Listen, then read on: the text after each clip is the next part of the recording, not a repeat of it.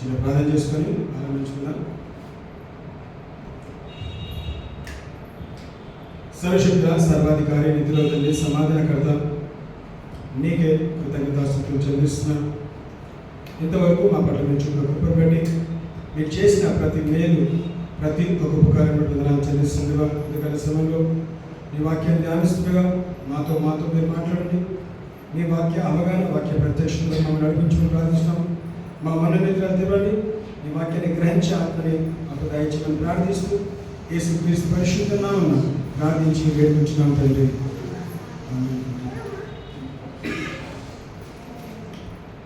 హల్లెలూయా. వాక్య పరిచయం చేయకూడదు. మరి ఈరోజు లోకమంతా కూడా మరి మదర్స్ డే సెలబ్రేట్ చేసుకుంటుండగా ఇక్కడ కూడిన వారిని అదేవిధంగా మరి ఆన్లైన్లో చూసిన వారిని కూడా దేవుడు ప్రతి మదర్ని ప్రతి తల్లిని కూడా దేవుడు ఆశీర్వించి దీవించి ఇక్కడ కావాల్సిన జ్ఞానము మనకు కావాల్సిన ఓర్పు సహనము దేవుడు అనుగ్రహించాలని సంఘంగా ప్రార్థన చేస్తాం. అదేవిధంగా మీ కష్టానికి దేవుడు తగిన ఫలితము ఇవ్వనుగాక.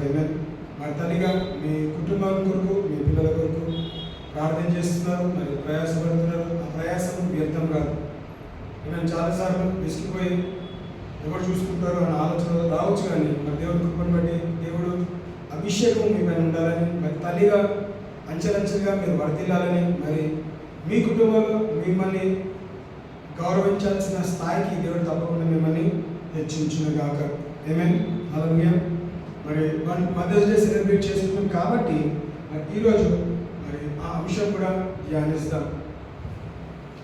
మరి ఇదే తీసుకున్న అంశము మదర్స్ లవ్, తల్లి ప్రేమ అనే అంశాన్ని ధ్యానిస్తాం. ఆమేన్. మరి వాక్యంలో అనేక తల్లులు ఉన్నారు, మదర్స్ చాలామంది ఉన్నారు. మరి కొద్దిమందిని మనము గమనిస్తాము. మరి వాళ్ళ జీవితంలో తల్లి ప్రేమ ఏ విధంగా చూపించగలిగినారు అనే అంశాన్ని ధ్యానిస్తూ మరి అదేవిధంగా మరి వాక్యం ధ్యానిస్తుగా వాక్య అభిషేకము మరి ఇక్కడ కూడిన ప్రతి తల్లి పైన రావాలని సంఘంగా మరి కోరుతున్నాం. ఆమేన్. సో నాతో పాటు మదర్స్ లవ్ అన్న అంశాన్ని ధ్యానిస్తున్నాము.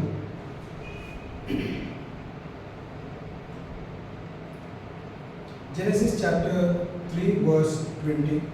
ఆదికాండము 3వ అధ్యాయము 20వ వచనం.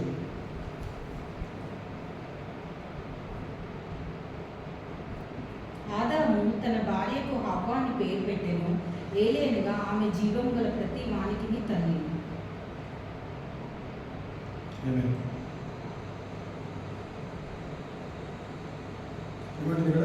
And Adam called his wife's name Eve because she was the mother of all living. ఇప్పుడున్న వారిలో తల్లి అని ఎవరిని పిలుస్తామండి? ఎవరికైతే సంతానం ఉంటుందో, ఎవరికైతే వాళ్ళ పిల్లలు ఉంటారో వాళ్ళని మనం తల్లిగా పిలుస్తున్నాం.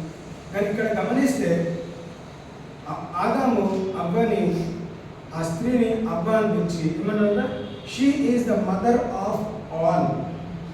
అంటే ఏదైనా తోటలో ఆదాం ఒక్కడే ఉన్నాడు. ఆదాము ఒంటరితనం గ్రహించి దేవుడు సహాయకర్తను ఇచ్చినాడు. ఆ సహాయకర్తని భార్య అని పిలవకుండా ఎవరు పిలుస్తాడు? అవ్వ అని పిలుస్తాడు. అంటే ఏంటిది? తల్లిగా గుర్తిస్తున్నాడు. ఎవరికి తల్లి? ఒకటి అనుకున్నాము, నాకు నువ్వు తల్లిగా ఉంటావు, ప్లస్ ఎవరికంట ఇక్కడ ఈ ఏదైనా తోటలు ఉన్న పశుపక్షులు అన్నిటికీ కూడా నువ్వు తల్లిగా ఉంటావు. మదర్ ఆఫ్ ఆల్ లివింగ్ అని దేవుడు పిలుస్తూ ఉన్నాడు, ఆదాము పిలుస్తూ ఉన్నాడు. ఆమేన్. సో అవ్వ ఎప్పుడైతే తల్లిగా పిలువబడ్డదో, భార్యగా చేర్చబడ్డదో, తనకు ఇచ్చిన ఆధిక్యత ఏంటిదండి? పట్టించుకోవాల్సిన బాధ్యత తనది. ఎవరిని పట్టించుకోవాలి? ఇక్కడ భర్తని పట్టించుకోవాలి. సంతానం వేరు ఇంకా, కానీ తనకున్న సంతానం ఏంటిది? పశుపక్షులన్నీ కూడా ఒక సంతానాన్ని ఉంచడం. సో వాళ్ళని పట్టించుకోవాల్సిన బాధ్యత కూడా ఎవరికి ఉంటున్నది? అవ్వకు ఉంటున్నది. దానికన్నా ముందు ఆదాము ఏం చేస్తాడు? ప్రతి ఒక్కరిని కూడా నామకరణ చేస్తాడు, ప్రతి ఒక్కరు కూడా పేరు పెడతా వచ్చినాడు. తన పని ముగించిన తర్వాత ఒంటరితనం చూసి దేవుడు సహాయకర్తను ఇచ్చినాడు. ఏం చేస్తున్నా? ఆ సహాయకర్త భర్తకి సహాయం చేయాలి.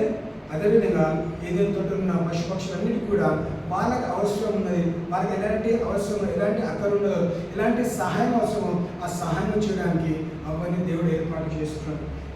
మొట్టమొదటిగా మనము మదర్స్ని గమనిస్తే అవ్వని తల్లిగా మనము గుర్తిస్తాము. మరి తన ప్రేమ కలిగిన తల్లిగా ఉందా అంటే తప్పకుండా ఉన్నదండి. ఈవెన్ దేవుడు తనకు అప్పగించిన పని విషయంలో కూడా, లేదా చూడండి ఆ ఒక్క తప్పును పక్కన పెడితే, పండు తినొద్దన్నది ఆ తిన్న విషయంలో దాన్ని పక్కన పెడితే, మరి భర్తకి సాయం చేస్తూ వచ్చినది. అదేవిధంగా ఏదైతే తోటలో వాళ్ళు ఉన్నంత కాలం పండు తినక ముందు ఉన్నంత కాలం కూడా ఏదైతే తోటని పట్టించుకుంటున్నది. అదేవిధంగా మరి ఏదైతే తోట నుంచి బయటకు వెళ్ళిపోయిన తర్వాత ఎప్పుడైతే వాళ్ళ సంసారం స్టార్ట్ చేస్తారో, అంటే ఎర్త్లీగా ఒక ఫ్యామిలీని స్టార్ట్ చేస్తూ వచ్చారో, దేవుడు తన గర్భాన్ని ఆశించేసాడు, సంతానం అనుగ్రహించాడు, తన తల్లిగా చేస్తూ వచ్చాడు. బయోలాజికల్ మ్యాటర్ అంటే కదా, స్త్రీకి కావాల్సిన ముఖ్యం ఏంటంటే తల్లి అవ్వాలని చాలా ఆశిస్తుంది. సో దేవుడు తన తల్లిగా చేస్తాడు. ఇద్దరు కుమారులని దేవుడు తనకు అనుగ్రహించాడు. ఆ ఇద్దరు కుమారులను ప్రేమగా పెంచింది కదా. తప్పకుండా తనకు తెలిసిన వాక్యము, తనకు తెలిసిన దేవుణ్ణి పరిచయం చేస్తూ వచ్చినది.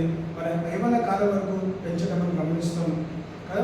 పాపం కారణం కాబట్టి మరి కయీను హేబెలుని ద్వేషించడం, తన చంపడం గమనిస్తాం. తల్లిదండ్రులు ఏమి నేర్పించలేదండి. చాలాసార్లు క్వశ్చన్ చేస్తూ ఉంటాం. అంటే ఆ పాప స్వభావం వచ్చింది కాబట్టి ద్వేషం వచ్చింది, పగ వచ్చింది, కోపం వచ్చింది. ఆ స్వభావంతో చంపగలిగి కానీ తల్లిదండ్రులు కూర్చొని సరైన అర్పణ ఇవ్వకపోతే, చెప్పిన మాట వినకపోతే కొట్టి చంపమని ఎవరు నేర్పించట్లేదు. చాలాసార్లు మనము క్వశ్చన్ చేస్తుంటాం, పేరెంట్స్ ఏం చేస్తున్నారు. పేరెంట్స్ నేర్పించని కూడా బయట పిల్లలు అనేక విషయాలు నేర్చుకుంటున్నారు. ఎక్కడ నేర్చుకున్నారు అనుకున్నాం, స్నేహితులతోనో, లేకపోతే క్లాస్మేట్స్తోనో, లేకపోతే కాలేజ్ స్కూల్లో, మరి ఇప్పుడున్న సోషల్ మీడియా ద్వారా, లేకపోతే సినిమాలు చూసి ఏదో ఒకటి చూసి పిల్లలు తప్పకుండా నేర్చుకోవడం. మనం ఖచ్చితంగా నేర్పించాల్సిన అవసరం లేదు. కానీ మన బాధ్యత క్రైస్తవుల విశ్వాసంగా మన బాధ్యత ఏంటంటే, మరి ముఖ్యంగా తల్లిగా పిల్లలు ఎంత మూర్ఖత్వం ఉన్నా కానీ తల్లి హృదయం ఏంటిదంటే, తల్లి బాధ్యత ఏంటిదంటే ప్రేమించాలి, క్షమించాలి, ప్రార్థన చేయాలి. నీ చెప్పిన మాట వినకపోవచ్చండి. చాలామంది పిల్లలు ఇవ్వలేపు పేరెంట్స్ చెప్పిన మాట వినట్లేదు. కానీ పేరెంట్స్ బాధ్యత ఏంటిది?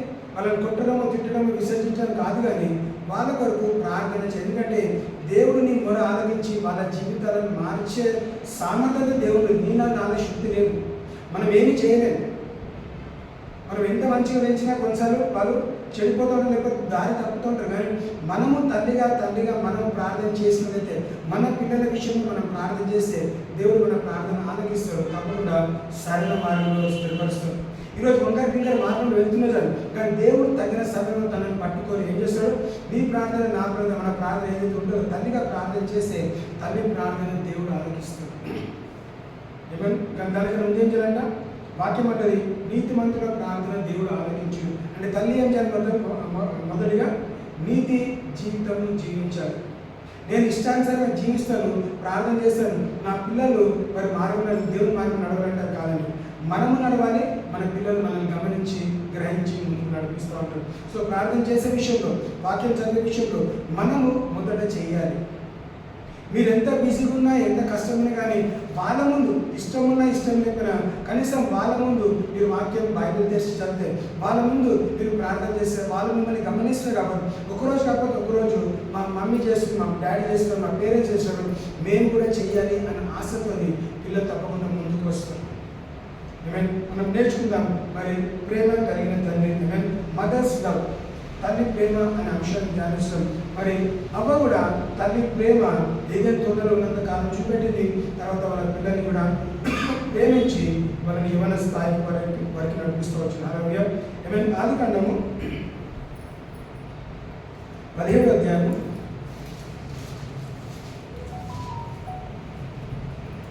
15 నుంచి 16 వరకు గమనిస్తాం. మరియు దేవుడు, ఈ భార్య అయిన షారాయి పేరు షారాయి అనవద్దు, ఏలైనగా ఆమె పేరు షారా. నేను ఆమెను ఆశీర్వదించి ఆమె వల్ల నీకు కుమారుని కలుగజేసేదను. నేను ఆమెను ఆశీర్వదించేదను. ఆమె జనములకు తల్లి అయి ఉండును. జనముల రాజులు ఆమె వలన కలుగుదురని అబ్రహాముతో చెప్పాడు. మరి అవని గమనిస్తే మదర్స్ లవ్ అనే టాపిక్ తీసుకున్నామని, తను ఏంటంటే కేరింగ్ మదర్గా ఉంటుంది, పట్టించుకునే తల్లిగా మనము అవ్వని గమనిస్తున్నాం. మరి రెండో తల్లిని చూస్తే ఎవరిని గమనిస్తాము? సేరాని గమనిస్తాం. Then God said to Abraham, as for Sarah your wife, you shall not call her name Sarai, but Sarah shall be her name, and I will bless her and also give you a son by her. Then I will bless her, and she shall be a mother of nations. Kings of peoples shall be from her. Amen. అంతవరకు Sarai గొడ్రాతనం అనుభవిస్తున్నది. దేవుడు వాళ్ళ పరిస్థితిని గ్రహించి, గమనించి, దర్శించి, కృంగిపోయిన పరిస్థితిలో, దుఃఖపడుతున్న పరిస్థితిలో, ఆ గర్భం దాల్చని పరిస్థితిలో దేవుడు దర్శించి గొడ్రాతనం తొలగించి దేవుడు ఏమన్నాడు, then God said to Abraham, నువ్వు సేరే కాదు సారా అని పిలవాలి. ఎందుకంటే సారా అంటే మీనింగ్ ఏంటంటే మదర్ ఆఫ్ నేషన్స్. ఒక సంతానమే కలిగని స్త్రీతో దేవుడు ఏమన్నాడు, అనేక దేశాలకి, అనేక రాజ్యాలకి, అనేక పట్టణాలకి నువ్వు తల్లిగా ఉండబోతున్నావు. You will be a mother of nations. నేను నీతో ఏ వాగ్దానం చేస్తున్నావు, నేను నీతో ఏ నిబంధన చేస్తున్నావు, ఏ కుమారుని ఏ వాగ్దానం పుత్రుని నేను ఇస్తానో నేను అదే వాగ్దాన పుత్రుని నీకు నీ భార్య ద్వారా ఇస్తాను. నువ్వు వేరే స్త్రీ ద్వారా, వేరే అమ్మాయి ద్వారా నువ్వు సంతానం కనాల్సిన అవసరం లేదు. నువ్వు తప్పుకోవాల్సిన అవసరం లేదు. ఎందుకంటే నువ్వు నా వాక్యం పట్ల ధ్యానం కలిగినట్లయితే, నువ్వు వాక్యం నేను ఇచ్చిన నిబంధన, నేను ఇంత చేసిన వాగ్దానము నువ్వు దాన్ని చేతబట్టినట్లయితే, నువ్వు దానిపైన దృష్టి కలిగినట్లయితే తప్పకుండా ఆ వాగ్దానం నెరవేర్చబడుతుంది. సో ఇక్కడ వాక్యం ఏమి గమనిస్తాం, then I will bless her and I will bless and also give you a sign by her, and then I will bless her, and she shall be a mother of nations. Kings of peoples shall be from her. రాజులు తన ద్వారా ఏం చేస్తారంట, జన్మిస్తారని మాత్రం సెలవిస్తున్నారు. మనం ఈరోజు కూడా మరి అబ్రహాం సంతానంగా పిలువడుతున్నాం. అబ్రహాం కూడా తండ్రి గారు, సేరా కూడా మనము తల్లిగా భావిస్తూ ఉన్నాం. మనల్ని కనకపోయినా కానీ దేని ద్వారా, యేసుక్రీస్తు రక్తం ద్వారా, యేసుక్రీస్తు ద్వారా మరి అబ్రహాంని మరి సేరాని మన తల్లిదండ్రులుగా పిలుస్తూ ఉన్నాం.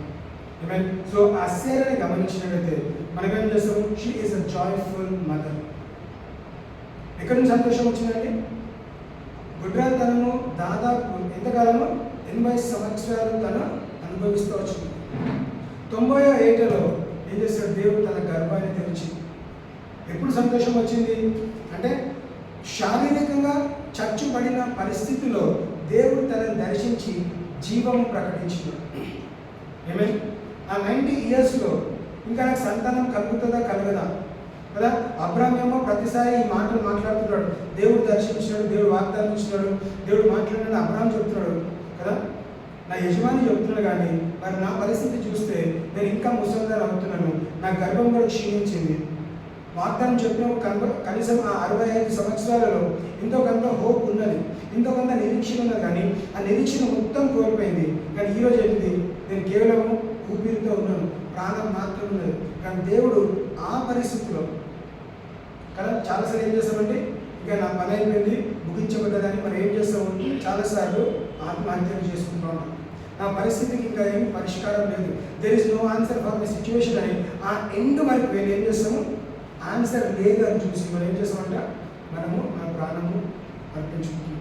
కానీ దేవుడు ఏం చేస్తాడు, అలాంటి సిచ్యువేషన్స్ రాకుండా, అలాంటి ఇష్యూస్ రాకుండా, అలాంటి ఛాలెంజెస్ రాకుండా సేరాని అబ్రహాంని దర్శించి ఏం చేస్తాడు, మన పేర్లు మార్చి మరి ఏం చేయాలంట, నేను దేశాలకు తండ్రి, I'm a father of many nations.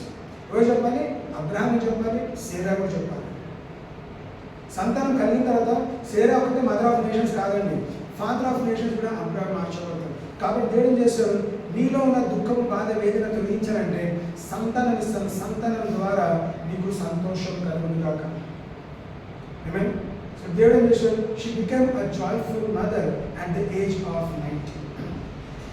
ఆమేన్. మన దృష్టిలో 90 సంవత్సరాల ఆలస్యం, సేరా దృష్టిలో 90 సంవత్సరాల ఆలస్యం అని. కానీ దేవుడి దృష్టిలో తగిన సమయంలో దేవుడు కార్యం జరిగిస్తవచ్చు. ఎందుకు మనం గొప్పతనం చెప్తున్నాం, దేవుడి గొప్పతనం ఎందుకు చెప్తున్నాం, ఎందుకంటే చచ్చిపడిన గర్భంలో నుంచి దేవుడు ఏం చేశాడంట, జీవము పోయగలిగినాడు. సో మనము చచ్చుబడిన పరిస్థితి ఉన్నట్లయితే, లేదంటే మన పిల్లలు ఆ సిచ్యువేషన్ ఉన్నట్లయితే, ఇంకా వీడు మారడు అని మీరు అనుకున్నట్లయితే ఎన్ని చెప్పినా కానీ వీడు మారాడు, మీరు బ్రతికిందే ఇంట్లో చెడిపోతున్నాడు, ఇక నేను ప్రార్థన చేయడం మానేశాం, దేవుడు నా ప్రార్థన వినట్లేదు, ఇక నేను వదిలేస్తాను అన్న ఆలోచన ఉన్నట్లయితే ఏమైనా దేవుడు నీ మొర ఆలోచిస్తాడు. దేవుడు మనతో మాట్లాడుతున్నాడు. మన మాట వినకపోవచ్చండి, కానీ దేవుడు వాళ్ళు ఎవరి మాట వింటారో వాళ్ళ ద్వారా దేవుడు తప్పకుండా మీ పిల్లలతో మాట్లాడతారు, మన పిల్లలతో మాట్లాడతారు. కానీ కొన్నిసారి తిరుగుతామో కొడతామో లేకపోతే ఆ గొడవలు స్టార్ట్ అవుతాయి. కానీ మనం దేవుడిని అంటే మనము మొరపెట్టుకుంటే, నీ పిల్లల విషయంలో దేవుడికి మొరపెట్టుకుంటే దేవుడు నీ ప్రార్థన ఆలకిస్తాడు. మరి ముఖ్యంగా చూడండి, చాలాసార్లు మనం వాక్యంలో గమనిస్తూ కూడా మన తల్లులు వాళ్ళ పిల్లల కొరకు ప్రార్థన చేయడం మనం గమనిస్తూ ఉన్నాం. ఫాదర్స్ చేయడం కాదని చేస్తారు, కానీ మరి ముఖ్యంగా అంటే మగవారు పేరెంట్స్ చాలా మటుకు బిజీగా ఉంటారు. ఈ మధ్య అయితే ఇప్పుడున్న కాలంలో ఇద్దరు వైఫ్ అండ్ హస్బెండ్ వర్క్ చేస్తారు కాబట్టి, ఫాదర్ వర్క్ చేస్తారు కాబట్టి టైం ఉండకపోవచ్చు. కానీ సాధారణంగా గమనిస్తే యజమాని బయట పని చేయటము, లేకపోతే ఆ స్త్రీ ఇంట్లో మరి ఇంటి పనులు, మరి పిల్లల్ని పెంచడము వాళ్ళు సాధారణంగా తీసుకుంటారు. సో తనకున్న సమయంలో, ఇంట్లో ఉన్న ఖాళీ సమయంలో తనకు సమయం దొరికినప్పుడల్లా కూడా పిల్లలు ఎక్కువగా తల్లి దగ్గర పెరుగుతారు కాబట్టి ఆశీర్వచనలు పలకాల్సిన బాధ్యత తల్లి ఉంటుంది. ప్రార్థన చేయాల్సిన బాధ్యత తల్లి ఉంటుంది. పట్టించుకోవాల్సిన బాధ్యత తల్లి ఉంటుంది. ఎందుకంటే తల్లి వాక్యం ఉంటుందండి, తన చేర్చుకున్నట్లు రెస్పాన్సిబిలిటీ దేవుడు ఇస్తున్నాడు. ఎర్నింగ్ అంటే పోషించే బాధ్యత తండ్రి తీసుకుంటే, పెంచి పెద్దగా చేసే బాధ్యత తల్లి తీసుకుంటున్నాడు. వంట చేసి పెట్టడమో, లేకపోతే వాళ్ళని క్లీన్ చేయటమో, స్నానం చేయడం అన్నీ కూడా తండ్రి చేయడం చేస్తాడు, కానీ ఆ ఎక్స్టెంట్ వరకు చేయడు. కొన్నిసార్లు ఆఫీస్ నుంచి రావడం ఆలస్యం అవ్వచ్చు, కొన్నిసార్లు టూర్స్కి వెళ్ళవచ్చు, కానీ దగ్గర ఎవరు ఉంటారు? తల్లి మాత్రమే చాలా సమయం గడుపుతూ ఉంటుంది. సో కాబట్టి గడిపినంత సమయం కూడా మీరు ఏం చేయాలంట, మీరు ప్రార్థన చేయాలి, ఆశీర్వాదం పలుకుతూ ఉంటారు.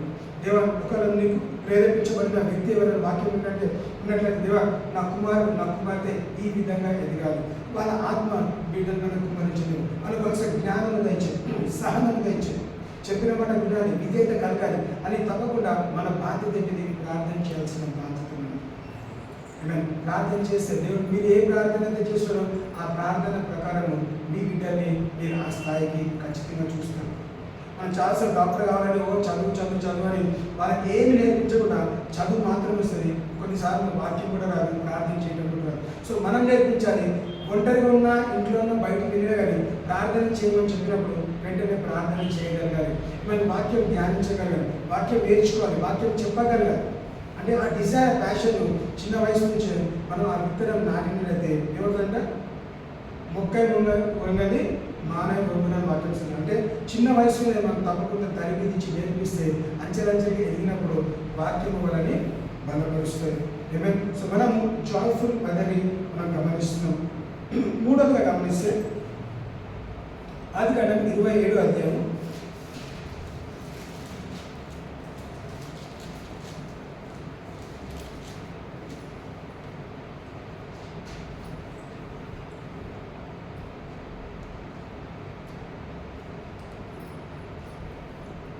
13 చదువుదాం. అయినను అతని తల్లి, నా కుమారుడా, ఆ శాపం నా మీదికి వచ్చునుగాక, నీవు నా మాట మాత్రం విని పోయి వాటిని నా యుద్ధకు తీసుకుని రమ్మని చెప్పగా అతడు వెళ్ళి వాటిని తన తల్లి యుద్ధకు తీసుకొని వచ్చాను. అతని తల్లి అతని తండ్రికి ఇష్టమైన రుచిగల భోజ్యములను సిద్ధపరచను. మరియు తన జ్యేష్ఠ కుమారుడు ఏశావునకు సొగసైన వస్త్రములు ఇంట తన యుద్ధ నుండెను కనుక రిబ్కా వాటిని తీసి తన చిన్న కుమారుడు యాకోబునకు తొలగించి ఆ మేకపిల్లల చర్మములతో అతని చేతులను అతని మెడ మీద నునుపు భాగమును కప్పి తాను సిద్ధపరిచిన రుచిగల భోజ్యములను రొట్టెను తన కుమారుడు యాకోబు చేతికియగా అతడు తన తండ్రి యొద్దకు వచ్చి నా తండ్రి అని పిలవగా అతడు, ఏమి నా కుమారుడా, నీవెవరివని అడిగాను. అందుకు యాకోబు, నేను ఏశావు అను నీ జ్యేష్ఠ కుమారులను నీవు నాతో చెప్పిన ప్రకారము చేసి ఉన్నాను. నీవు నన్ను దీవించుటకై దయచేసి లేచి కూర్చుండి నేను వేటాడి తెచ్చిన దానిని తినమనెను. గమనిస్తే అంత స్టోరీ మొత్తం చెప్పట్లే, కానీ ఇప్పుడు మూడో స్త్రీ కానీ మూడో తల్లిగా రిబ్కాని మనము జ్ఞాపకం చేసుకుందాం. చూస్తే But his mother said to him, let your curse be on me. My son, only obey my voice and go get them for me. అక్కడ ఉన్న సిచ్యువేషన్ ఏంటంటే ఇస్సాకు రెబెకా ఇద్దరికి దేవుడు ఇచ్చిన ఇద్దరు పిల్లలు, కవల పిల్లలు, ఈసాకు ఇంకా యాకోబు. మరి ఇస్సాకు చనిపోతాను అన్న ఆలోచన కలిగినప్పుడు, నా వయసు అయిపోయింది, నేను ఇక భూమిని విడిచిపెడతాను, చనిపోతాను అన్న ఆలోచన కలిగినప్పుడు ఇక్కడ గమనిస్తే తండ్రి ఏమో జ్యేష్ఠ కుమారుడు ఏషాను ఎక్కువగా ప్రేమిస్తున్నాడు, తల్లి ఏమో చిన్న కుమారుని ప్రేమిస్తున్నాడు. తల్లి బాధ్యత ఏంటిది? నేను ప్రేమించిన కుమారుడు ఆశీర్వించబడాలి అనే ఆలోచన కలిగింది. సో తనేం చేస్తున్నది? ఏ విషయం అయితే విన్నదో, ఇస్సాకు ఈశాకు చెప్పిన మాటలు విని, నువ్వు నాకు మంచి భోజనము సిద్ధపరిచి తెచ్చి తినిపిస్తే నేను ఆశీర్వచనం పలుకుతాను, నేను ఆశీర్వదిస్తా అన్న మాట విన్న తర్వాత ఇది ఎట్లా కుదురుతుంది? మనం ఏషాను ఆశీర్విస్తున్నావు, యాకోబుని ఆశీర్వించవా అని వచ్చి అడిగాయి. కానీ బహుశా భర్త అంటే భయపడు, మొహమాట పడు, దూరం పెట్టుకుని ఏ మాటలైతే చాటుగా విన్నదో ఆ మాటలు యాకోబు చెప్పి యాకోబు ద్వారా ఏం చేసిందంట? వంట చేసి అక్కడ ఇవ్వటం గమనిస్తుంది. అక్కడ యాక్చువల్గా గమనిస్తే అంటే తల్లి ఏ ఎక్స్టెంట్ వరకు వెళ్తుందో చెప్పాలనుకుంటున్నాను. ఒక రెబెకా తల్లిగా ఏమంటుందండి? But his mother said to him, let your curse be on me. యాకోబు ఏమో, అమ్మ నువ్వు నాకు చెప్పింది కరెక్టే, ఒకవేళ నేను తప్పు చేసినాను అని నాన్నకి తెలిస్తే నాన్న నన్ను ఆశీర్వదించే బదులుగా నన్ను శపిస్తాడు. సో ఈ తల్లి ఏమంటున్నది? బాబు నీవు శపించబడవు, నీవు ఎలాంటి శాపము పొందుకున్నాడు అదే ఆ శాపం నాకు తలుగును కాక. కానీ ఏంటిది? నేను శపించబడడానికైనా రెడీ అవుతున్నాను, కానీ నీవు మాత్రం ఆశీర్వదించబడాలి. నీ నాన్న నిన్ను పక్కన పెట్టినాడు, నిన్ను పట్టించుకుంటే నేను విసర్జించాను, కానీ తల్లిగా ఆ ఆశీర్వాదము రెస్పాన్సిబిలిటీ లేకపోతే ఆ ఆశీర్వాదంలో నా శక్తి నాకు తెలుసు కాబట్టి నీవు ఆశీర్వించబడాలి. ఎందుకు ఆ కోరిక కలిగిందో మనం గమనిస్తాం తప్పకుండా. సో తల్లిగా ఏంటిది? నేను శపించబడినా పర్వాలేదు, కానీ నా పిల్లలు ఆశీర్వదించబడాలి అన్న ఎవరికి ఉంటుందండి? Mother's love. ఎవరైతే ఆ తల్లి ప్రేమ కలిగి ఉంటారో వారు మాత్రమే ఆ మాట చెప్పగలుగుతారు.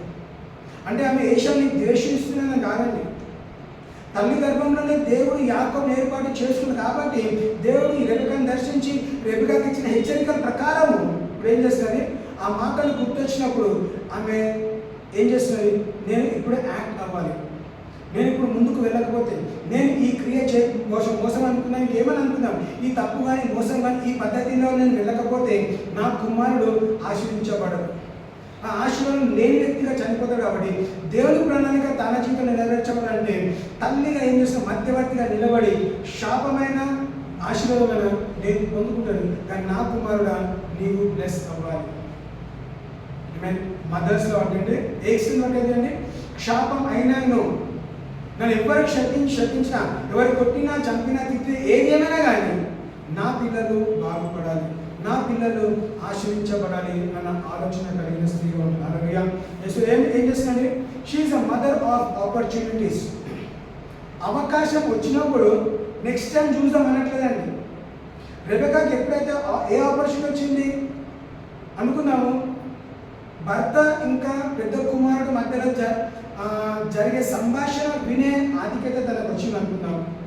వచ్చినప్పుడు ఎప్పుడైతే ఆ మాటలు విన్నదో వెంటనే ఏం చేసిందంటే ఇంకా టైంపాస్ చేయలేదు, తర్వాత చూద్దాంలే, సరే ఇప్పుడైతే ఐజాక్ అయితే ఈశాని ఆశ్రయించని తర్వాత ఐజాక్ పని చేస్తానని చెప్పట్లేదు కదా, నేను తనని హరాస్ చేస్తాను లేకపోతే తనని సంప్రదించానని చెప్పట్లేదు.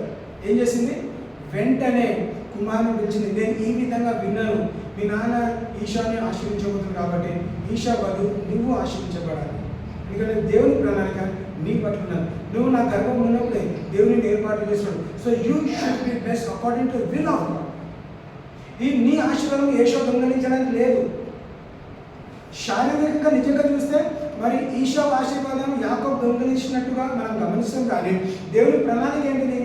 దేవుని వాక్యంలో రాయబడ్డది, God hated Esau and God love Jacob.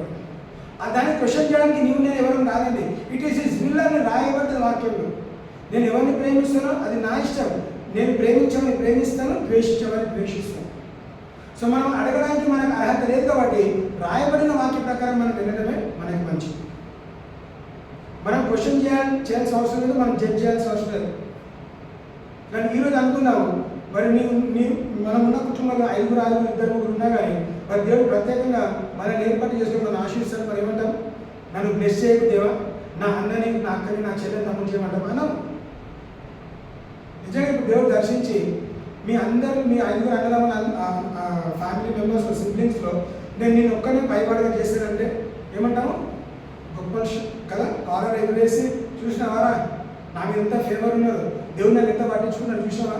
మీ నలుగురిని పక్కన పెట్టి దేవుడు నన్ను ఏర్పాటు చేస్తాడు, నన్ను హెచ్చిస్తాడు అని మనం ఏం చేస్తాము? అంటే గర్వపడతా ఉంటాం. అదే పరిస్థితులను దేవుని అంటావు, దేవా నువ్వు నన్ను కాదు మా 5 ఈక్వల్గా చేయమంటావా?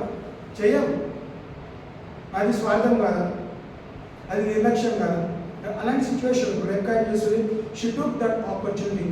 ఏం చేసే అవకాశాన్ని పోగొట్టుకోకుండా కుమారుడికి రావాల్సిన ఆశలను తన వెంటాడి, నేను శపించబడినా పర్వాలేదు, మీ నాన్న నన్ను వదిలేసినా పర్వాలేదు, మీ నాన్న నన్ను కొట్టినా పర్వాలేదు, మీ నాన్న నన్ను తిట్టినా పర్వాలేదు, కానీ ఈ ఆశీర్వాదము నీవు మాత్రమే అర్హుడవే, నువ్వు మాత్రమే పొందుకోవాలి. అయితే ఏం చేసిందండి? She is a go getter. వెంటనే వెళ్ళింది కదా, వంట చేసి తన కుమారుడికి, చిన్న కుమారుడికి యాకోబుకి ఇచ్చి పంపించడం గమనిస్తాను. అంటే తల్లి ఆ స్థాయికి ప్రేమిస్తున్నదండి. 25వ అధ్యాయం 23వ వచనం. ఆదికాండము 25.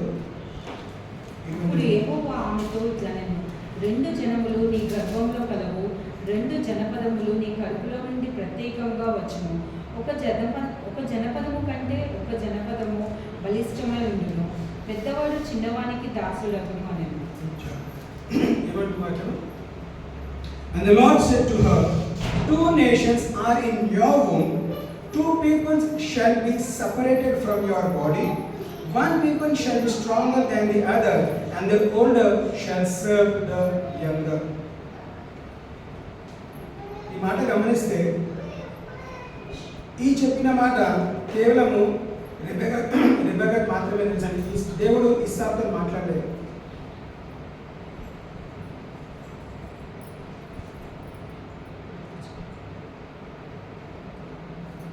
Verse 22 గమనిస్తే, but the children struggled together within her, and she said, if all is well, why am I this way? So she went to inquire of the Lord. గమనిస్తే ఇద్దరి మధ్యలో సంతానం లేనప్పుడు ఇక్కడ ఏమంటే 21 verse, now Isaac pleaded with the Lord for his wife because she was barren, and the Lord granted his plea, and Rebekah his wife conceived. భర్త బాధ్యత ఏంటంటే, నా భార్య గొడ్రాలు ఉందని భర్త ప్రేమించి ఏం చేస్తాడు? ఆ బాధ్యత తీసుకొని దేవునికి ప్రార్థన చేస్తే, విజ్ఞాపన చేస్తే దేవుడు భర్త ప్రార్థన విని భార్య కన్సీవ్ అయ్యేలాగా చేస్తాడు. ఇప్పుడు భార్య కన్సీవ్ అయిన తర్వాత ఏమైంది? She became mother now, right? ఆ కన్సీవ్ అయిన సిచ్యువేషన్లో పెనుగులాడుతున్నారని వాక్యం తెలుస్తుంది. అలాంటి సిచ్యువేషన్లో భర్తకి ఏం చెప్పుకోవట్లేదండి. ఎవరి దగ్గరికి వెళ్ళింది? తండ్రి దగ్గరికి వెళ్ళి విజ్ఞాపన చేసి ఇంక్వైర్డ్ ఆఫ్ ద లార్డ్, నాకు ఈ విధంగా ఎందుకు జరుగుతున్నది అని అడిగినప్పుడు 23వ వచనం ఒక ఆన్సర్ ఏంటిది? And the lord said to her, 2 nations are in your womb. 2 జనములు నీ గర్భంలో ఉన్నారు. ఏమవుతుందంట? పెద్దవాడు చిన్నవానికి దాసుడుగా ఉండు. ఈ మాట ఎవరు విన్నారు? రెబెకా విన్నది, కానీ రెబెకా ఇస్సాకుకు చెప్పలేదు. తను ఆ మాట హృదయంలో దాచిపెట్టుకున్నది ఎంతవరకు? అవకాశం వచ్చేంత వరకు. సో ఎప్పుడైతే అవకాశం వచ్చిందో దేవుడు తన గర్భంలో ఉన్న పిల్లల విషయంలో చెప్పినప్పుడు వెంటనే పెద్దవాడు చిన్నవాడిని సేవించారు కాబట్టి ఈ ఆశీర్వాదము ఏం చేస్తారంట? ఈ వాగ్దానం నెరవేర్చబడ్డది. కాబట్టి ఇప్పుడు ఈమె మోసం చేసిందా? చేయలేదు. అంటే మన దృష్టిలో అది మోసము, దేవుని దృష్టిలో దేవుని ప్రణాళిక నెరవేర్చడానికి రెబెకా ఏం చేస్తుంది? యాక్టివేట్ అయింది. She became active and she took the responsibility. ఒకవేళ నిజంగా నేను మోసం చెయ్యను అని అనుకున్నట్లయితే ఈరోజు యాకోబు ఆశీర్వించబడేవాడు కాదు. ఆశీర్వించబడాలంటే తల్లి ఏం చేయాలంట? తల్లి ఇంటర్వ్యూ చేయాలి. Inquire of the Lord. She prayed, she acted on the prayer. నేను చేసిన ప్రార్థన ప్రకారం దేవుడు నాకు జవాబిచ్చాడు. ఆ జవాబు అంటే కొంతకాలం అయిన తర్వాత యవ్వన కాలం అంతవరకు వెయిట్ చేసి ఎప్పుడైతే అవకాశం వచ్చిందో వెంటనే ఆ అవకాశం చేజారకుండా పట్టుకొని అది నెరవేర్చేంత వరకు కూడా తన వెంట ఉన్నదండి. కుమారుడేమో భయపడుతున్నాడు. అమ్మా నన్ను నాన్న శపిస్తానంటే ఆ శాపము నాకు తగినగాక, నీవు నేను చెప్పింది మాత్రమే చేయి. You just obey my voice and do what I'm asking you to do. Just do what I'm telling you to do. You just go and do. తల్లిదండ్రుల పిల్లల బాధ్యత ఏంటి? తల్లి చెప్పిన మాట వినడమే మీ బాధ్యత. సో రిబికా ఏం చేసిందంటే షీ ఈజ్ మదర్స్ లవ్ ఏంటిది? ప్రేమించే తల్లిగా ఉంటుంది కాబట్టి ఏం చేసింది? నా కుమారులు ఆశ్రయించబడాలి అనే ఆశతోని ఆమె వెంటాడి తన ఆలోచన ప్రకారం దేవుడు ఇచ్చిన మాట ప్రకారం గుర్తు చేసుకొని దేవుడు ఇచ్చిన వాగ్దానం మర్చిపోలేదండి. అందుకే నేను చాలాసార్లు చెప్తాను, మీరు వాగ్దానం తీసుకున్నట్లయితే మీ వాగ్దానం మీరు గుర్తుపెట్టుకోవాలి. ఇదో జనవరి 1st మొహమాటంతో లేకపోతే ఒక రిలీజియస్గా తీసుకోవడం కాదు. You have to remember your promise on a daily basis. Everyday ప్రతిరోజు దేవుడు మీకు ఇచ్చిన వాగ్దానం గుర్తు చేసుకోవాలి. మీరు ప్రార్థన చేయాలి. ఆ వాగ్దానం నెరవేర్చేంత వరకు కూడా దాని వెంటనే ఉండాలి. ఎప్పుడైతే వాగ్దానం మర్చిపోతామో పక్కన పెడతామో ఆఖరిలో ఇష్మాయిల్ మధ్యలో వస్తూ ఉంటాం. సేవ ప్రేరేపించినా కానీ అబ్రాహాము నిలకడగా ఉండి నిబ్బరంగా ఉండి నేను ఎవరితో చేయను, నేను ఎవరి దగ్గరికి వెళ్ళను, దేవుడు నీ ద్వారా ఇస్తాను కాబట్టి నీ ద్వారానే సంతానం కలుగుతుంది, వెయిట్ చేస్తాం అని చెప్పి తప్పిపోకుండా ఉన్నట్లయితే 100% కదా ఆ సెకండ్ పర్సన్ వచ్చేవాడు కాదు. ఇద్దరు కూడా వాగ్దానాన్ని పక్కన పెట్టి ఏం చేశారు? శారీరకంగా ఆలోచించినారు, శారీరక కష్టాలను తెచ్చిపెట్టుకున్నారు. కాబట్టి దేవుడు దర్శించి మళ్ళీ వాగ్దానం గుర్తు చేసి వాళ్ళ పేర్లు మార్చి ప్రే చేశాడు. నువ్వు అబ్రహాము, నువ్వు సేరగా పిలువబడుతుంది. సో ఇప్పుడు ఏమని చూసాము? She is a go getter. అంటే ఆ ఆపర్చునిటీస్ మిస్ చేసుకోకుండా మనకు అనేక సార్లు తల్లులుగా మీకు దేవుడు అనేక సార్లు అవకాశం ఇస్తాడు. మీ పిల్లల విషయంలో మీరు డిజైన్ చేయాలి కదా. గ్రహించే ఆత్మని దేవ మాకు దయచే అని అడిగినట్లయితే ఆ గ్రహింపు ఏం చేస్తుంది? మీ పిల్లల విషయంలో మీరు మంచి గ్రహింపు కలిగి ఉంటారు. ఏ రోజు ఏ స్టెప్ తీసుకోవాలనే ఆలోచన దేవుడు తప్పకుండా మీ తల్లులకి ఇవ్వనుగాక. ఇంకొక వ్యక్తి గురించి మనం గమనిస్తాం. నిర్గమకాండము 6వ అధ్యాయము 20వ వచనం.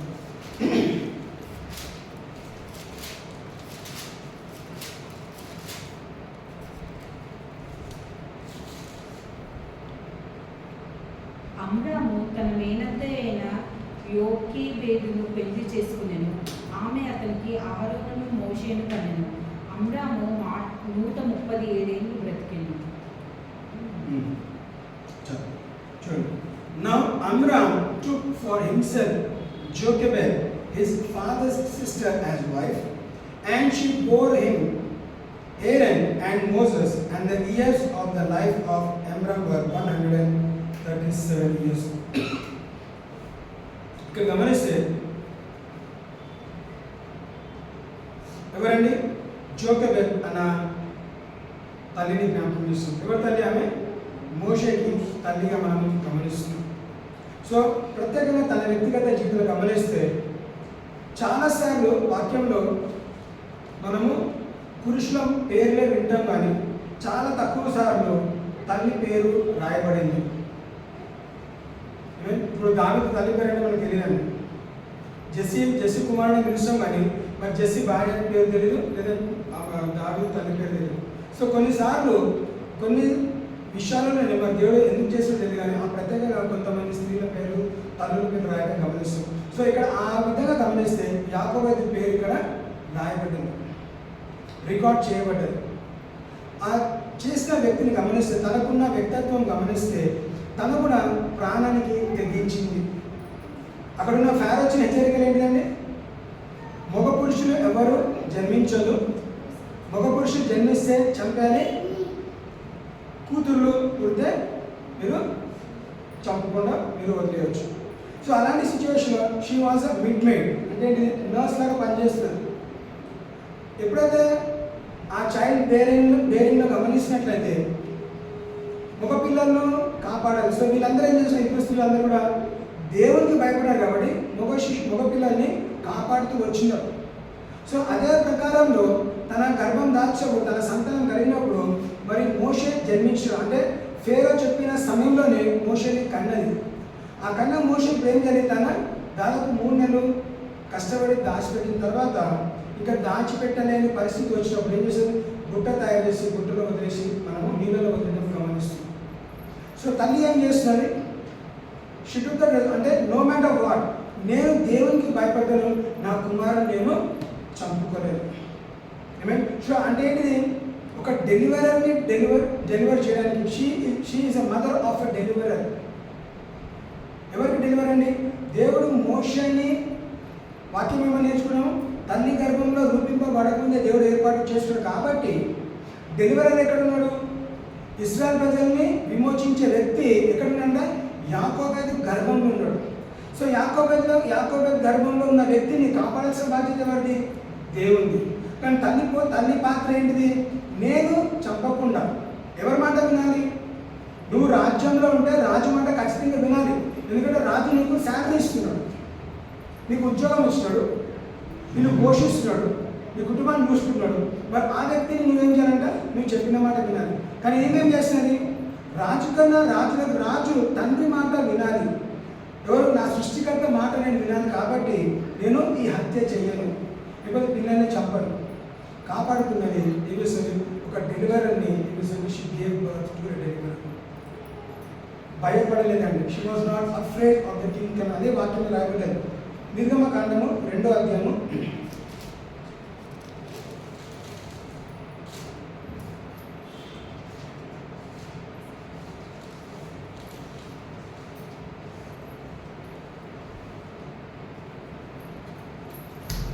2. ఆ స్త్రీ గర్భవతి కుమారుని కని వాడు సుందరుడై ఉండుట చూచి 3 నెలలు వానిని దాచెను.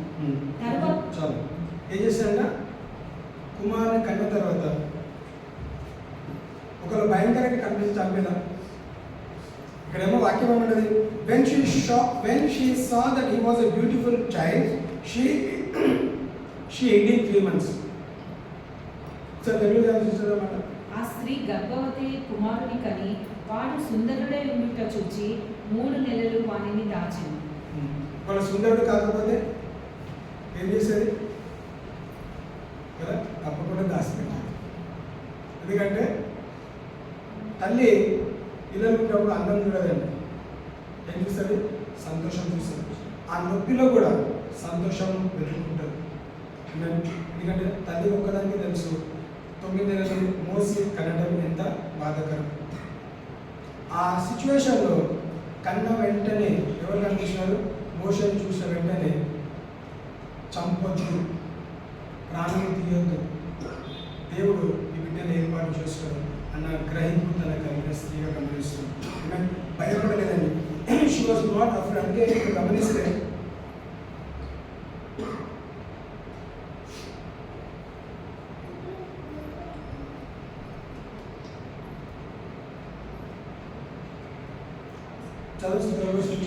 తరువాత ఆమె వాని దాచలేక వాని కొరకు ఒక జమ్ము పెట్టె తీసుకుని దానికి జిగటమన్నును కీలును పూసి అందులో ఆ పిల్లవాణిని పెట్టి ఏటి ఒడ్డున జమ్ములో దానిని ఉంచగా వానికి ఏమి సంభవించినో తెలుసుకునేటకు వాని అక్క దూరంగా నిలిచి ఉండెను. ఫరో కుమార్తె స్నానం చేయుటకు ఏటికి వచ్చెను. ఆమె పనికత్తెలు ఏటి ఒడ్డున నడుచుండగా ఆమె నాచులోని ఆ పెట్టెను చూచి తన పనికత్తెను ఒకటిని పంపి దాన్ని తెప్పించి తెరచి ఆ పిల్లవాడిని చూసినప్పుడు ఆ పిల్లవాడు ఏడ్చుండగా చూచి వాని యందు కనికరించి వీడు హెబ్రీల పిల్లలో ఒకడెనను. అప్పుడు గమనిస్తే యాకోబుని దేవుడు ఆశ్రయించి గర్భం ఇచ్చి సంతానం ఇచ్చినాడు. బ్యూటిఫుల్ అని వాక్యం తెలుస్తుంది. When she saw he was beautiful, and ఏం చేసింది 3 months కాపాడగలిగింది. రెండో సిచ్యువేషన్, ఇంకొక స్త్రీ చూస్తున్నది. ఒక స్త్రీ చూసినప్పుడు, తల్లి చూసినప్పుడు బిడ్డ ఏడవలేదండి, సుందరంగా కనబడ్డాడు, తల్లి ప్రేమించింది, దాచిపెట్టింది. ఇక్కడే మనం గమనిస్తాము, ఇప్పుడు నీళ్ళలో కొట్టుకుపోతున్న ఆ గుట్టని గమనించి ఫేరో చేతికి అందినప్పుడు దేవుడు ప్రణాళిక ఏంటిది, స్త్రీ దగ్గరికే పంపించాడు. గమనించారు, వర్స్ 6లో ఉంటుంది. She had compassion on him. Verse 6. And when she had opened it, she saw the child, and behold, the baby wept. ఈమె దగ్గరకు వచ్చేసరికి ఏడవకపోతే బహుశా వదిలేసేది, కంపాషన్ వచ్చేది కాదు. సో ఈమె చేసింది, ఆ చిన్న ఆ బాబు మోషే ఏడ్చిన వెంటనే షీ హ్యాడ్ కంపాషన్, కనికరపడ్డది. అందుకే వాక్యం రాబడ్డారు, ఆపత్కాలమందు మీరు నాకు మొరపెట్టుకుంటే నేను మీకు ఉత్తరం. అంటే నీ మొర ఏమవుతుందా, దేవుని కనికరపడేలాగా చేస్తుంది. అందుకే కుష్ఠరోగి వాడు వచ్చినప్పుడు, తండ్రి నీ చిత్తమైతే, యేసయ్య నీ చిత్తమైతే నన్ను శుద్ధినిగా చేయమన్నప్పుడే వాక్యం అంటది ఆయన కనికరపడి, జారిపడ్డదండి, కనికరపడ్డాడు, తన నుండి స్వస్థపరిచినాడు. కనికరం కలిగిన దేవుడు ఏం చేస్తాడు, ఆమె కూడా ఆ ఫారోస్ కూతురు కూడా కుమార్తె కనికరపడి ఏం చేస్తాడంటే, ఈ హిబ్రూ కుమారుడు అయిన ఇప్పుడు ఫేరో ఏం చేయాలి, తండ్రి మాట వినాలా, లేకపోతే ఆ బిడ్డను చూసిన వెంటనే తన కాన్సెన్స్ గురించి వినాలి. తండ్రి మాటను కూడా చెప్పదాటింది, నాకు ఈ పిల్లవాడు హిబ్రూ కుమారుడు అయినప్పుడు కూడా నాకు సంబంధం లేదు, నేను చూసిన వెంటనే వాడు ఏడ్చినాడు, నేను కనికరపడ్డాను, నేను కుమారుడుగా పెంచుకుంటాను. సో దేవుడు ఏం చేస్తాడు, మోషని తల్లి దగ్గర నుంచి వదిలేసినా కానీ ఇంకొక తల్లి దగ్గర చేర్చినాడు. ఇంకొక తల్లి దగ్గర చేర్చిన తర్వాత అక్కడితో ఆగిపోయిందా, ఆగిపోలేదండి. మిరియము వెంటాడి ఫేరో కుమార్తెతో మాట్లాడి, మీరు హిబ్రీ పిల్లని పెంచడానికి రాదు కాబట్టి నేను ఒక నర్స్ని తీసుకొస్తా. చూడండి, యాకోబుకు వచ్చిన ప్రివిలేజ్ ఏంటిదంటే, తల్లిగా 3 నెలలు పెంచింది, ఇప్పుడు ఏంటి ఇంకొక డ్యూయల్ రోల్ ఏంటిది, నర్స్గా ఏం చేస్తుందంటే, ఒక మదర్ నర్స్గా పనిచేస్తుంది. అంటే ఏంటిది, షీ ఈజ్ పెయిడ్. అవునా కదా, ఇప్పుడు ఫారో కుమార్తె పిలిచి మెయిడ్ సర్వెంట్గా పిలిస్తే తప్పకుండా జీతం తీసుకుంటుంది. అంటే దేవుడు ప్రణాళిక చూడండి, సొంత పిల్లలు పెంచుకుంటే మీకు ఎవరైనా జీతం ఇచ్చినారా, ఇవ్వలేదు. కానీ యాకోబు జీవితం ఏంటిది, తన కుమారుని పెంచడానికి, కుమారుని పెంచుతూనే ఆమె సంపాదించగలిగింది. అంటే దేవుని ఆలోచన, దేవుని ప్రణాళికలు ఆ విధంగా ఉంటాయి. యాకోబు కూడా అనుకోలేదండి, నేను నా కుమారుని చంపుకోలేను కాబట్టి, ఇంకా దాచిపెట్టలేను కాబట్టి, నేను చంపుకోలేను, వేరే వాళ్ళు నా కళ్ళ ముందు నా పిల్లవాడిని చంపకుండా ఉండాలంటే ఏం చేయాలి, నేను నదిలో వదిలేస్తాను, దేవుడు చూసుకుంటాడు, బ్రతుకుతాడో చనిపోతాడో నాకు సంబంధం లేదు. యాకోబుకు కూడా తెలియదు, మోషే తల్లికి ఫారో ఇంటికి వెళ్తుందని, ఫారో కుమార్తె పెంచుతుందని ఆమెకి ఏమీ తెలియదు. నా కొడుకుని నా చేతులారా పెంచుతాను, నా కొడుకు ద్వారా నాకు సంపాదన వస్తుందని ఎప్పుడు కూడా ఊహించలేదు, గ్రహించలేదు. కానీ దేవుడు క్రమక్రమంగా తన జీవితంలో పనిచేస్తూ వచ్చింది. ఎందుకు వాక్యం ఉంటుంది, నేను ఎన్నడూ విడువను, విడవాయనన్నది. మరి యాకోబుని విడిపోకుండా దేవుడు మోషే పట్ల ప్రణాళిక కలిగినాడు కాబట్టి దేవుడు మోషేని కాపాడుకుంటూ వచ్చినాడు. డెలివరీగా దేవుడు తనని వాడుకుంటూ వచ్చిన హల్లెలూయా. ఆమేన్. 1 Samuel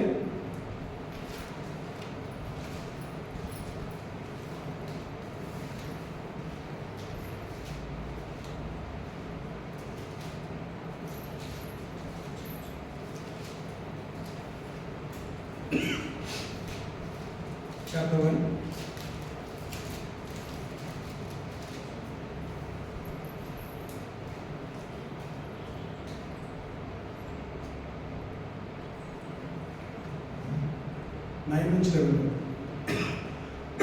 మొదటి సమయంలో వారు షిలోహులో అన్నపానములు పుచ్చుకొనిన తర్వాత హన్నా లేచి యాజకుడైన ఏలి మందిరం స్తంభం దగ్గరున్న ఆసనం మీద కూర్చుని ఉండగా బహు దుఃఖాక్రాంతురాలై వచ్చి యెహోవా సన్నిధిని ప్రార్థన చేయుచు బహుగా ఏడ్చుచు, సైన్యముల అధిపతి యెహోవా, నీ సేవకురాలైన నాకు కలిగిన శ్రమను చూచి నీ సేవకురాలైన నన్ను మరువక జ్ఞాపకం చేసుకుని నీ సేవకురాలైన నాకు మగపిల్లను దయచేసిన ఎడల వాని తల మీదికి క్షౌరపు కత్తి ఎన్నెటికి రానియక వాడు బ్రతుకు దినములన్నిటను నేను వానిని యెహోవా నీకు అప్పగించునని మొక్కుబడి చేసుకున్నది.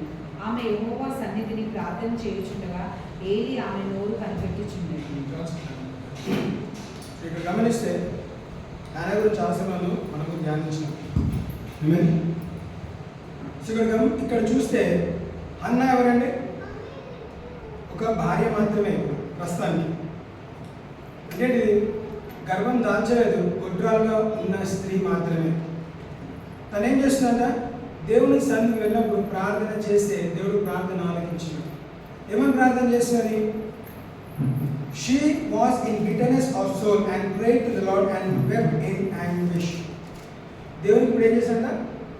దుఃఖముతో ప్రార్థన చేస్తున్నాడు. ఏమని ప్రార్థన చేస్తాడు? ఒకవేళ నువ్వు నా గర్భాన్ని తాకి నాకు సంతానం ఇస్తే, మగ శిష్యుడు కుమారుని ఇస్తే, ఆ కుమారుని నేను రాజ్యంలోకి నేను అప్పగిస్తాను. నీ మందిరంలోనే ఆయన పని చేస్తాడు అనే మాటను మనం గమనిస్తూ ఉన్నాం. మేల్ చైల్డ్ స్పెసిఫిక్గా అడుగుతున్నాడు.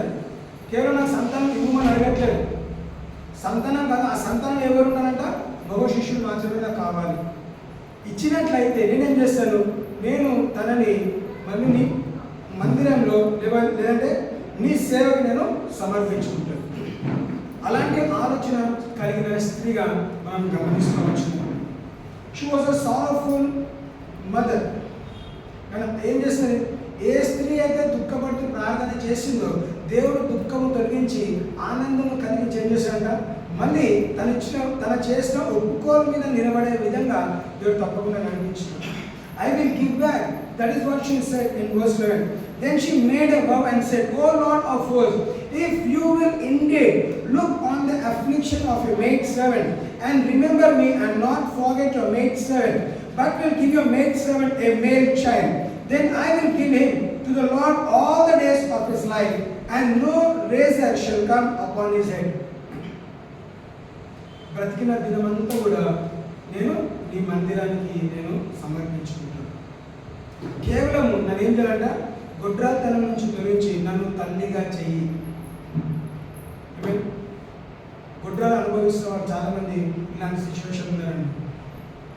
మనం తల్లి అవ్వడం ఇంపార్టెంట్ దేవుని దృష్టి. గర్భఫలం ఇవ్వచ్చు బహుమానం అంటాడు. సో ఆ బహుమానం కొరకు అనేక సార్లు ప్రయాసపడతాను, అనేక సార్లు వెయిట్ చేస్తాను. కానీ దేవుడు ఏం చేస్తాడు? ఆలస్యమైన తగిన సమయం ఎందుకు? నేను ఈ మాటకు చాలాసార్లు చెప్పినాను. అంటే దేవునికి సమయలు అనే ప్రవక్త కావాలి రానున్న రోజు. కానీ ఆ ప్రవక్త ఎక్కడ ఉన్నాడంట? హన్నా గర్భంలో దాగినాడు. హన్నా అనేక సార్లు ప్రతి ఇయర్ అంటే ఇయర్లీ వన్స్ సాక్రిఫైస్ చేస్తారు. సంవత్సరం రావాలి, సాక్రిఫైస్ చేయాలి, ప్రార్థన చేయాలి, వెళ్ళిపోవాలి. అంటే బహుశా అనుకున్నాము ఫస్ట్ ఇయరే, సెకండ్ ఇయర్, థర్డ్ ఇయరే అనుకుంటే ఈ ఒక్కరు ముందే చేస్తే ముందే ఇచ్చేవాడు. ఆలస్యమయ్యే కొద్దీ మరి ఈ ఇయర్ పర్టికులర్గా ఈ సంవత్సరం వచ్చినప్పుడు ఏం చేశారా? ఈ సంవత్సరం లాస్ట్ ఇక మీద నేను దేవుని మందిరంలో కొట్టాక రాను, వస్తే తల్లిగా వస్తాను. దేవుని సన్నిధిలో మొరపెట్టుకున్నది, దేవుని సన్నిధిలో విజ్ఞాపన చేసినది, దేవుని సన్నిధిలో ఒప్పుకోలు చేసినది, దేవుని సన్నిధిలో పొందుకున్నది. సో తల్లి ఏం చేస్తుంది? తన బాధ్యత నెరవేర్చుకోవడానికి ఇస్తాన స్త్రీ ఇచ్చిందా లేదా మనం గమనిస్తాం. Verse 27 and 28. ఆ బిడ్డను దయచేయమని యెహోవాతో నేను చేసిన మనవిని ఆయన నాకు అనుగ్రహించెను. కాబట్టి నేను ఆ బిడ్డను యెహోవాకు ప్రతిష్ఠించుచున్నాను. తాను బ్రతుకు దినములన్నిటను వాడు యెహోవాకు ప్రతిష్ఠుడని చెప్పాను. అప్పుడు వాడు యెహోవాకు అక్కడనే మొక్కాను. ప్రతిష్ఠిస్తా అని మొక్కులు కూడా చేసిన తర్వాత ప్రతిష్ఠించబడినాడు. ఏం చేస్తాడు? You will stay here and worship the lord all the days of your life. నువ్వు బ్రతికిన కాలం అంతా కూడా ఏం చేయాలంటే నువ్వు అక్కడే దేవుని మందిరం నువ్వు సేవ పరిచయం వాడబడాలి. తల్లి ఏం చేస్తుంది అనుకుందాము? లేక సంతానం కలిగినాడు. ఈ సంతానాన్ని మళ్ళీ నేను దేవుని మందిరానికి ఇచ్చేయాలని చాలాసార్లు మనం ఒప్పుకోలు చేసే ఒక మాట ఉంటుంది. ఒప్పుకోలు నెరవేర్చే సమయం వచ్చినప్పుడు మనము మాట మారుస్తూ ఉంటాం. వ్యక్తిగతంగా మనం క్రైస్తవం కూడా మన దేవుని సరే దేవా నువ్వు నాకు ఇది చేస్తే అది చేస్తే కదా, ఈ విధంగా ఈ కానుకలు ఇస్తాను, లేకపోతే ఈ పని చేస్తాను కదా, ఇది అన్నీ ఒక్కటి చేస్తాం. వచ్చిన తర్వాత రాకముందు ఒక విధంగా ప్రార్థన చేస్తాము, వచ్చిన తర్వాత మన ప్రార్థన మార్చబడుతుంది. ఏం చేస్తాము? వచ్చిన తర్వాత దేవుని మర్చిపోతాము, మనకి ఇచ్చిన దాంట్లో మనం సంతోషిస్తాము.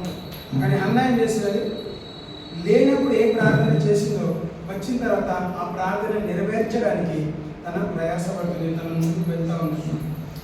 సో దేవుడు ఏం చేస్తాడు? Therefore I also have lent him to the Lord, as long as he lives he shall be lent to the Lord, so they worship the Lord's day.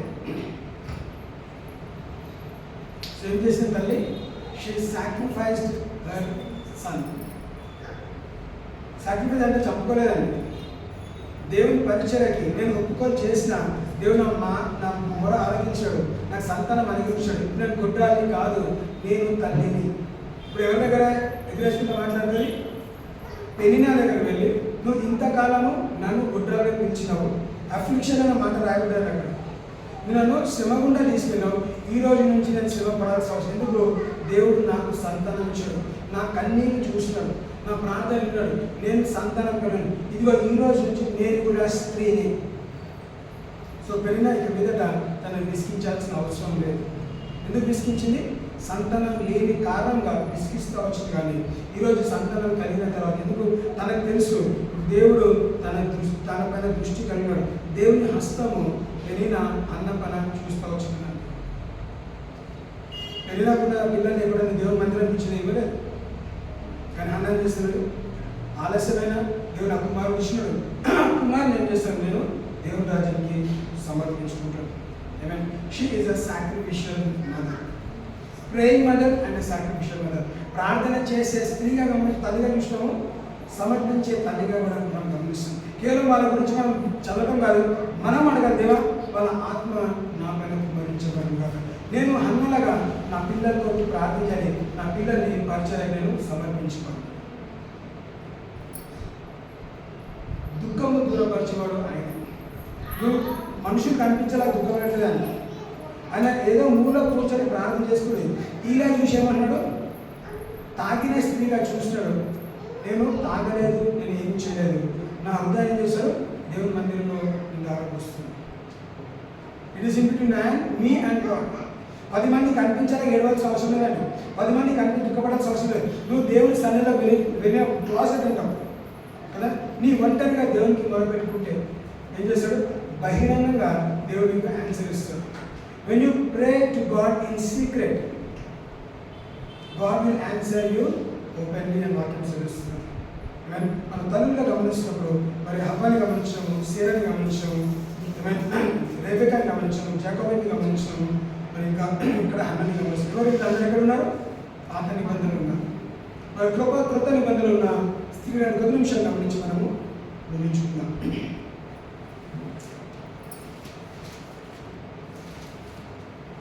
మత్తయి సువార్త 15వ అధ్యాయము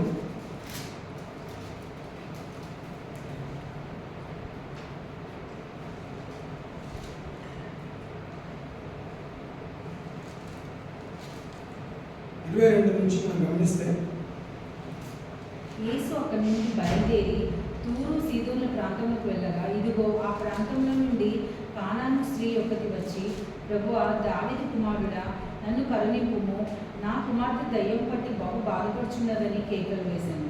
అందుకు ఆయన ఆమెతో ఒక్క మాట అయినను చెప్పలేదు. అప్పుడు ఆయన శిష్యులు వచ్చి, ఈమె మన వెంబడి వచ్చి కేకలు వేయుచున్నది కనుక ఈమెను పంపివేయమని ఆయనను వేడుకొనగా, ఆయన ఇశ్రాయేలు ఇంటి వారే నశించిన గొర్రెల యుద్ధకే కానీ మరి ఎవరి యుద్ధకును నేను పంపబడలేదనను. ఆయనను ఆమె వచ్చి ఆయనకు నొక్కి, ప్రభువా నాకు సహాయం చేయమని అడిగాను.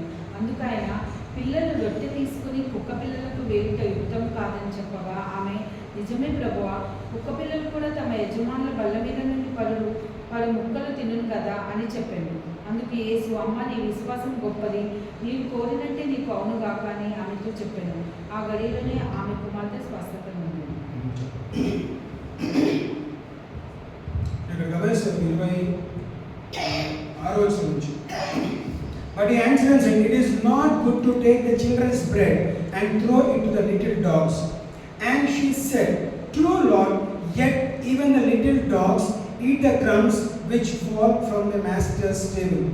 Then Jesus answered and said to her, O woman, great is your faith. Let it be to you as you desire. And your daughter was healed from that very hour. ఒక తల్లి నా కుమార్తెను స్వస్థపరచు అని యేసుక్రీస్తు నీ వెంబడిస్తున్నట్లయితే ఆ ఉన్న సందర్భంలో మాట్లాడుతున్న విషయంలో మరి యేసుక్రీస్తు ఏమని అంటున్నాడు? కుక్క పిల్లలతో పోలుస్తూ వచ్చాడు.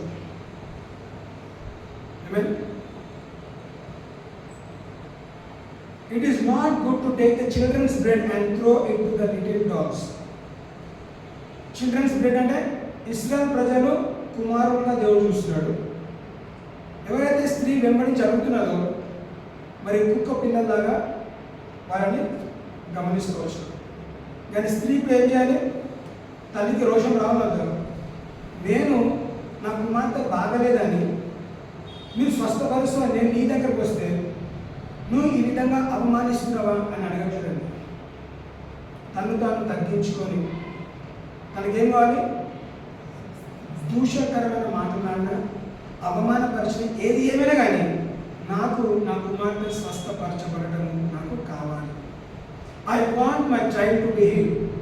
నువ్వు ఏమన్నా అనుకో, నువ్వు కొట్టినా ఉంచినా కదా ఏమన్నా కానీ అన్ని అవమానాలు నేను భరించడానికి ఉన్నాను. సో అందుకేమన్నాడు?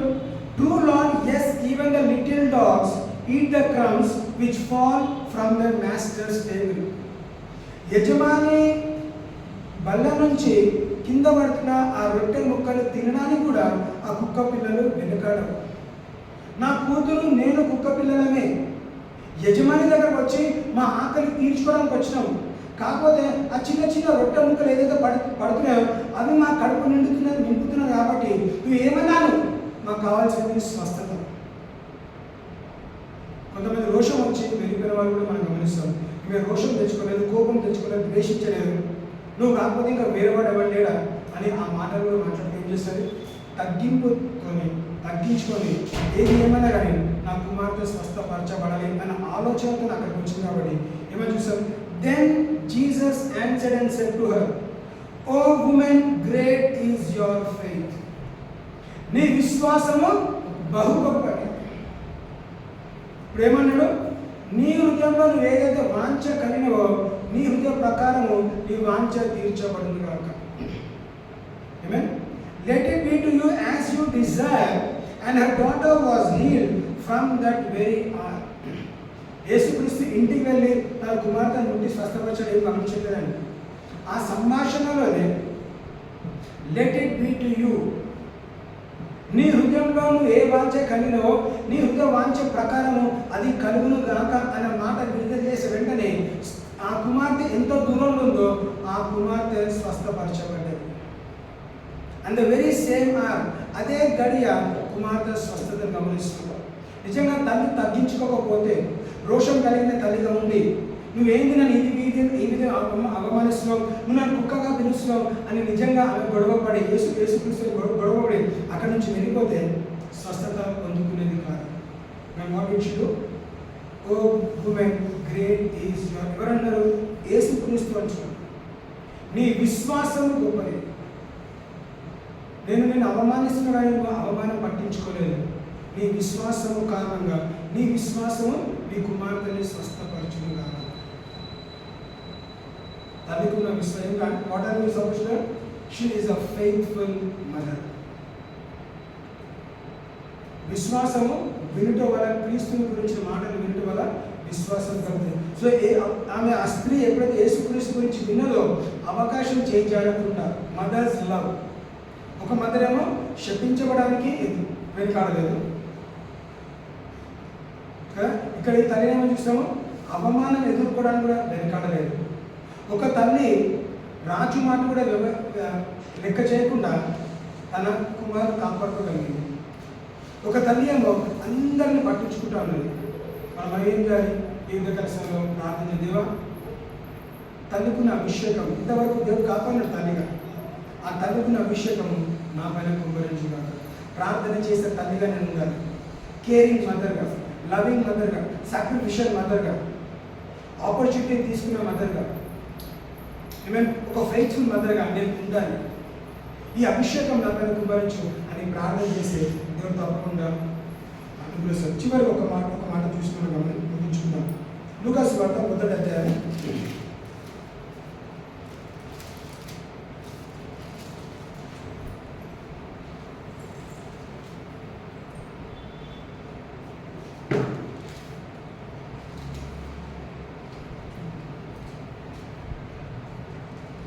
26 నుంచి. 6వ నెలలో గబ్రియేలును దేవదూత గలిలయలోని నజరేతను ఊరిలో దావీదు వంశస్థుడైన యోసేపు అను ఒక పురుషునికి ప్రదానం చేయబడిన కన్యక యొద్దకు దేవుని చేత పంపబడెను. ఆ కన్యక పేరు మరియా. ఆ దూత లోపలికి వచ్చి ఆమెను చూచి, దయాప్రాప్తురాలా, నీకు శుభము, ప్రభు నీకు తోడై ఉన్నాడని చెప్పాను. ఆమె ఆ మాటకు బహుగా తొందరపడి ఈ శుభవచనం ఏమిటో అని ఆలోచించుకొనుచుండగా దూత, మరియా, భయపడకుము, దేవుని వలన నీవు కృప పొందితివి. ఇదిగో నీవు గర్భము ధరించి కుమారుని కని ఆయనకి యేసు అని పేరు పెట్టుదువు. ఆయన గొప్పవాడే, సర్వోన్నతుని కుమారుడు అనబడును. ప్రభు అయిన దేవుడు ఆయన తండ్రి అయిన దావీదు సింహాసనమును ఆయనకిచ్చును. చూడండి, గమనిస్తే మరి దేవదూత దర్శించవని మరియమ్మని దర్శించి, మరియమ్మ ఎవరంటే ఇంకా కన్యకగా ఉంటుంది. కన్యక తల్లి కావాలంటే వివాహం జరగాలి, పురుషుడిని తెలుసుకోవాలి. ఇక్కడ వాక్యం ఉంటుంది, నీకు కలగాల్సింది ఎవరి ద్వారా? పరిశుద్ధాత్మ వలన కలుగుతుంది. కాబట్టి ఏం చేయాలి? నువ్వు కేవలం సమర్పించుకోవాలి. You have to just surrender yourself to God. Shows you verse 38, then the angel said to her, do not be afraid, for you have found favor with God. ఈ స్త్రీని మనం చూస్తాము, she is a blessed mother. ఎవరండి? మరియమ్మ ఆశీర్వదించబడిన స్త్రీగా మనం తల్లిగా గమనిస్తున్నాం. దానికన్నా ముందు దాని తర్వాత ఏ కన్యక కూడా సంతానం కలిగలేరండి. కానీ ఇక్కడ వాక్యం గమనిస్తే మరి యేసుక్రీస్తుని గర్భాన్ని దాల్చి యేసుక్రీస్తుని జన్మించే స్థాయికి దేవుడు తనని హెచ్చించాడు. God has blessed her. She is called blessed and highly favored.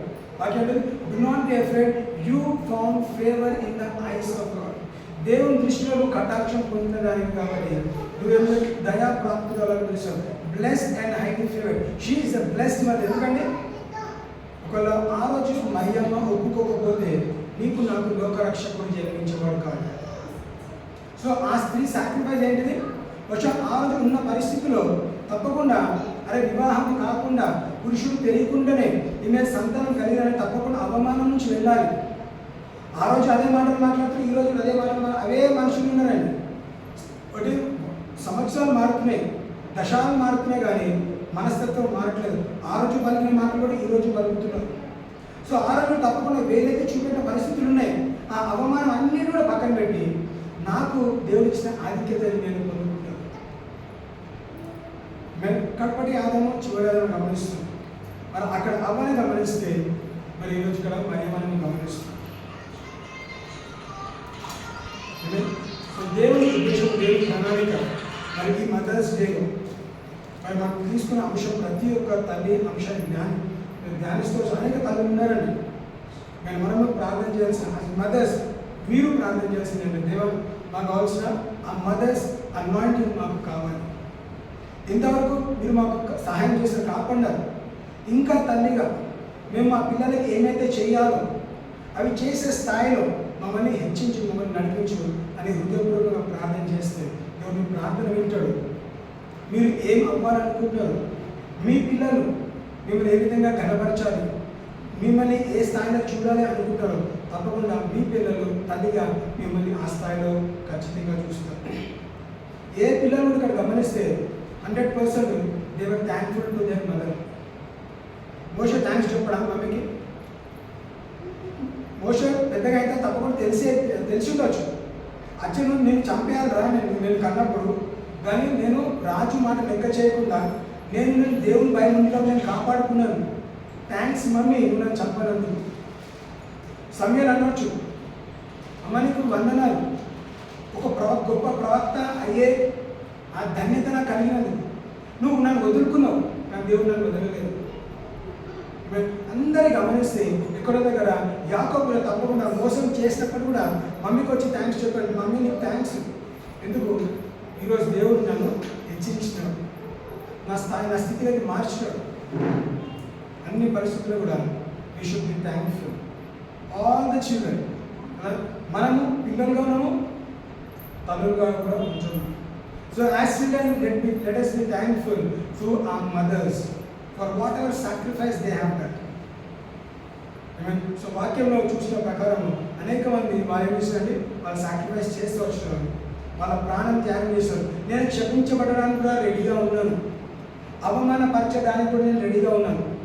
ఆ స్థితి అలాంటి సిచ్యువేషన్ వచ్చినప్పుడు తప్పకుండా మీరు నిలబడి ఎదుర్కొన్నట్లయితే దేవుడు మిమ్మల్ని అందరినీ కూడా తప్పకుండా ఉన్నతమైన స్థాయికి, మంచి స్థాయికి దేవుడు మిమ్మల్ని హెచ్చిస్తారు. హల్లెలూయా.